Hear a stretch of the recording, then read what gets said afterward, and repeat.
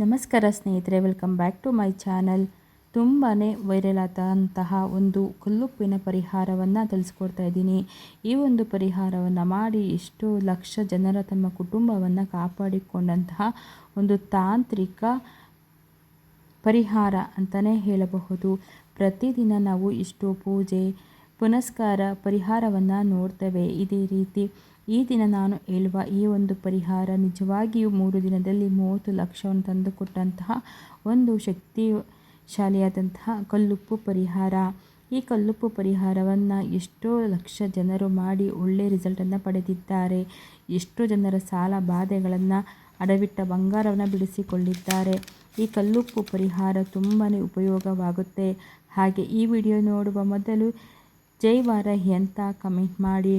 ಈ ದಿನ ನಾನು ಹೇಳುವ ಈ ಪರಿಹಾರ ಎಷ್ಟೇ ಸಾಲದ ಸುಳಿಯಲ್ಲಿ ಸಿಲುಕಿದರೂ 100ಕ್ಕೆ 100ರಷ್ಟು ಆದರೂ 3 ದಿನದಲ್ಲಿ ಒಂದು 10 ಲಕ್ಷ ಅಥವಾ 20 ಲಕ್ಷ 30 ಲಕ್ಷ ಬೇಕು ಅಂತಹ ನಿಮ್ಮ ಸಮಯಕ್ಕೆ ಅನುಗುಣವಾಗಿ ನಿಮ್ಮ ಸಮಸ್ಯೆಗೆ ತಕ್ಕಂತೆ ನಿಮ್ಮ ಅವಶ್ಯಕತೆಗೆ ತಕ್ಕಂತೆ ಎದುರು ನೋಡ್ತಾ ಇದ್ದೀರಾ ಅಂಥವರು ತಪ್ಪದೆ ಈ ಒಂದು ಪರಿಹಾರ ಮಾಡಿ.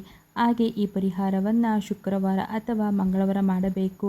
ಆದರೆ ಮಂಗಳವಾರ ಅಥವಾ ಶುಕ್ರವಾರ 3 ಸಮಯ ಇರುತ್ತೆ, ಅದೇ ಸಮಯದಲ್ಲೇ ಮಾಡಬೇಕು.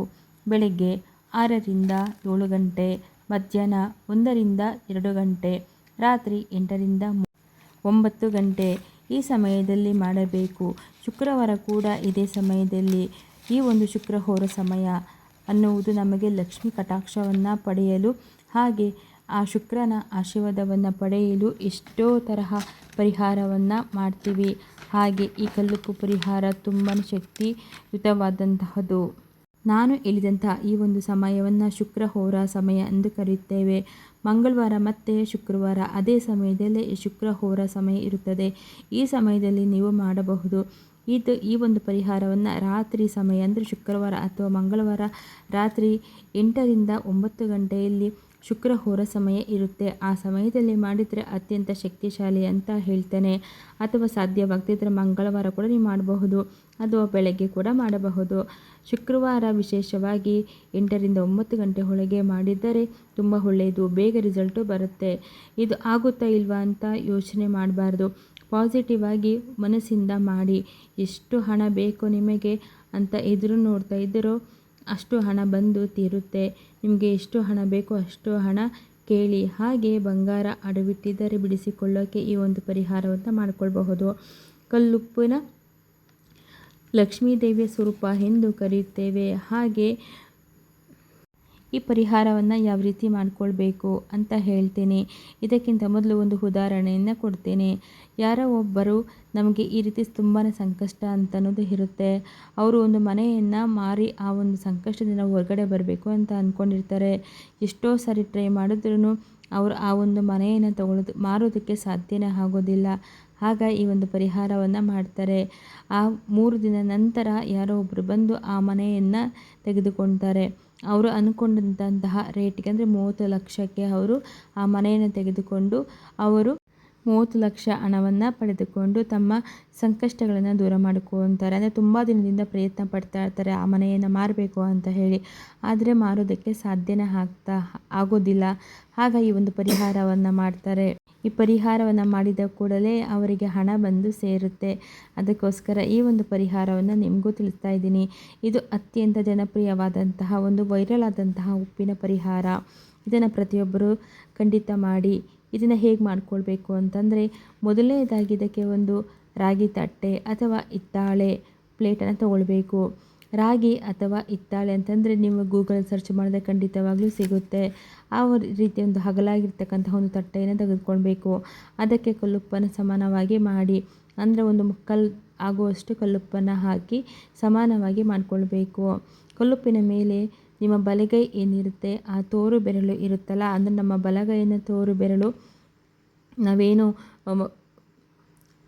ಹೆಬ್ಬೆರಳಿನ ಪಕ್ಕದಲ್ಲಿ ತೋರು ಬೆರಳು ಇರುತ್ತೆ ಆ ಬೆರಳಲ್ಲಿ ನಮಗೆ ಮೂರನೇ ಗೆರೆ ಅಂದರೆ ಮಧ್ಯದಲ್ಲಿರ್ತಕ್ಕಂತಹ ಗೆರೆ ಮೇಲೆ ನೀವು ನಿಮ್ಮ ಹೆಬ್ಬೆರಳನ್ನು ಇಟ್ಕೊಳ್ಬೇಕಾಗುತ್ತೆ. ಆ ಒಂದು ಅಂದರೆ ಮಧ್ಯದ ಗೆರೆ ಮೇಲೆ ನಿಮ್ಮ ಹೆಬ್ಬೆರಳನ್ನು ಹೊತ್ಕೊಂಡು ನಿಮಗೆ ಎಷ್ಟು ಹಣ ಬೇಕೋ ಅಷ್ಟು ಹಣವನ್ನು ಆ ಕಲ್ಲುಪ್ಪಿನ ಮೇಲೆ ಬರಿಬೇಕಾಗುತ್ತೆ. ಈ ರೀತಿ ನೀವು ಬರ್ಕೊಳ್ಳೋದ್ರಿಂದ ನಿಮಗೆ ಸಾಲ ಕೊಡಬೇಕಾದ್ರೆ ಅವರು ಬಂದು ನಿಮಗೆ ಸಾಲವನ್ನು ಕೊಡ್ತಾರೆ. ಅಥವಾ ನೀವು ಬಿಸ್ನೆಸ್ಸಲ್ಲಿ ಲಾಭ ಆಗಬೇಕು ಅಂತಿದ್ದರೆ ಆ ಒಂದು ಮೂಲಗಳಿಂದ ಕೂಡ ಹಣ ಬರಬೇಕು ಅಂತಿದ್ದರೆ ಅದನ್ನು ಕೂಡ ನೀವು ಬರ್ಕೊಳ್ಬಹುದು. ಅಥವಾ ಕೊಟ್ಟಿರೋ ಸಾಲಗಳು ಈ ಮೂಲಕ ಆದರೂ ನನಗೆ ಹಣ ಬರಬೇಕು ಅಂತಂದರೆ ಈ ಒಂದು ವ್ಯಕ್ತಿಗಳಿಂದ ನನಗೆ ಹಣ ಬರಬೇಕು ಅಂತ ಹೇಳಿ ಕೂಡ ನೀವು ಅಂದ್ಕೊಂಡು ನಿಮ್ಮ ತೋರು ಬೆರಳಿನ ಮಧ್ಯದ ಏನು ಗೆರೆಗೆ ಇರುತ್ತಲ್ಲ ಅದು ಪ್ರತಿಯೊಬ್ಬರ ಮನುಷ್ಯನ ಕೈಯಲ್ಲೂ 3 ಗೆರೆಗಳು ಇರುತ್ತೆ. ಆ ಮಧ್ಯದ ಬೆರಳಂದರೆ ನಮ್ಮ ತೋರು ಬೆರಳಿನ ಮಧ್ಯದ ಬೆರಳ ಮೇಲೆ ನಿಮ್ಮ ಹೆಬ್ಬೆರಳನ್ನು ಹೊತ್ತಿ ಇಟ್ಕೊಂಡು ಆ ಬೆರಳಲ್ಲಿ ಇಷ್ಟು ಹಣ ಬೇಕು ಅಂತ ಮನಸ್ಸಲ್ಲಿ ಅಂದ್ಕೊಂಡು ನಿಮಗೆ ಯಾವ ಕಡೆಯಿಂದ ಹಣ ಬರಬೇಕು ಅದನ್ನು ನೀವು ಮನಸ್ಸಲ್ಲಿ ಫಸ್ಟ್ ಅಂದ್ಕೊಳ್ಬೇಕು.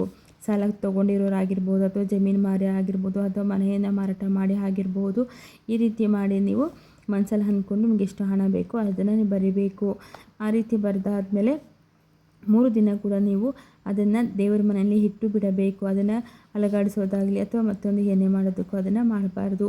3 ದಿನ ಆದ ನಂತರ ಆ ಕಲ್ಲುಪ್ಪನ್ನು ನೀರಿನಲ್ಲಿ ಕಲಸಿ ಅದನ್ನು ಗಿಡಕ್ಕೆ ಹಾಕಿ ಅಥವಾ ಯಾರು ತುಳಿದೇ ಇರೋ ಒಂದು ಜಾಗದಲ್ಲಿ ಹಾಕ್ಬೋದು ಅಥವಾ ವಾಶ್ ಬೇಷನ್ಗೂ ಕೂಡ ನೀವು ಹಾಕಬಹುದು. ಇಷ್ಟು ಮಾಡಿ ಸಾಕು. 3 ದಿನ ತಪ್ಪದೆ ಆ ತಟ್ಟೆಯನ್ನು ಅಲುಗಾಡಿಸದೆ ಅಲ್ಲೇ ಇಡಬೇಕು. ಈ ರೀತಿ ನೀವು ಇಟ್ಟಾಗ ಕರೆಕ್ಟಾಗಿ ಆ ಒಂದು ಶಕ್ತಿಯುತವಾದಂತಹ ಒಂದು ಮಂತ್ರ ಕೂಡ ಇದೆ. ಆ ಮಂತ್ರವನ್ನು ನಾನು ಹೇಳ್ತೀನಿ. ಈ ಒಂದು ಮಂತ್ರವನ್ನು ನೀವು ಒಂದು 10 ರಿಂದ 15 ನಿಮಿಷ ಕೂತ್ಕೊಂಡು ಜಪವನ್ನು ಮಾಡಬೇಕು. ಕರೆಕ್ಟಾಗಿ ನಾನು ನಿಮಗೆ ಪದೇ ಪದೇ ಹೇಳ್ತಾ ಇದ್ದೀನಿ.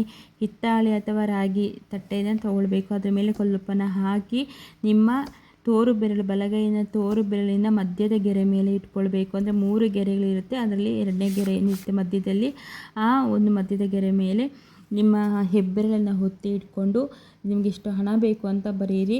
ಆದರೆ ನಿಮ್ಗೆ ಯಾವ ಕಡೆಯಿಂದ ಹಣ ಬರಬೇಕು ಅಂತ ಮನಸ್ಸಲ್ಲಿ ಅಂದ್ಕೊಂಡು ನೀವು ಎಷ್ಟು ಹಣ ಬೇಕು ಅಂತ ಹೇಳಿ ಬರೀಬೇಕು. ಆ ನಂತರ ಇದಕ್ಕೆ ಮುಖ್ಯವಾಗಿ ಬೇಕಾಗಿರ್ತಕ್ಕಂತಹ ಒಂದು ಮಂತ್ರವನ್ನು ಹೇಳ್ತೀನಿ.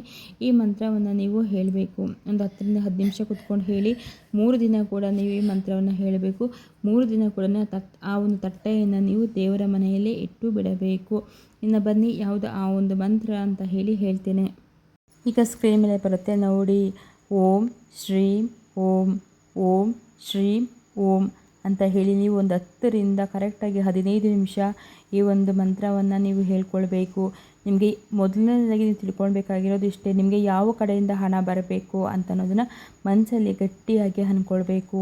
ಆ ನಂತರ ನೀವು ಬೇಡ್ಕೊಳ್ಬೇಕು, ನಮಗೆ ಇಷ್ಟು ಹಣ ಇಂಥ ವ್ಯಕ್ತಿಗಳಿಂದ ಇಂತಹ ಮೂಲಗಳಿಂದ ನಮಗೆ ಬರಬೇಕು ಅಂತ ಹೇಳಿ ಅಂದ್ಕೊಂಡು ಮನಸ್ಸಲ್ಲಿ ಅಂದ್ಕೊಂಡು ಆ ಉಪ್ಪಿನ ಮೇಲೆ ನಿಮಗೆ ಎಷ್ಟು ಹಣ ಬೇಕೋ ಅಷ್ಟನ್ನು ನೀವು ನಂಬರ್ ಪ್ರಕಾರನೇ ಬರಿಬಹುದು ಅಥವಾ ಕನ್ನಡದಲ್ಲಿ ಕೂಡ ನೀವು ಬರ್ಕೊಳ್ಬಹುದು. ಈ ರೀತಿ ಬರೆದು ಅದನ್ನು ಯಾರು ತುಳಿದಿರೋ ಜಾಗದಲ್ಲಿ ಹಾಕಿ ಅದಕ್ಕಿಂತ ನೀವು ಒಂದು ನೀರಲ್ಲಿ ಕಲಗಿಸಿ ಅದನ್ನು ಗಿಡಕ್ಕೆ ಹಾಕೋದು ಒಳ್ಳೆಯದು. ಅಥವಾ ಹರಿಯುವ ನೀರಿಗಾದರೂ ಹಾಕಬಹುದು. ಧನ್ಯವಾದಗಳು. ಎಲ್ಲರಿಗೂ ಒಳ್ಳೆಯದಾಗಲಿ.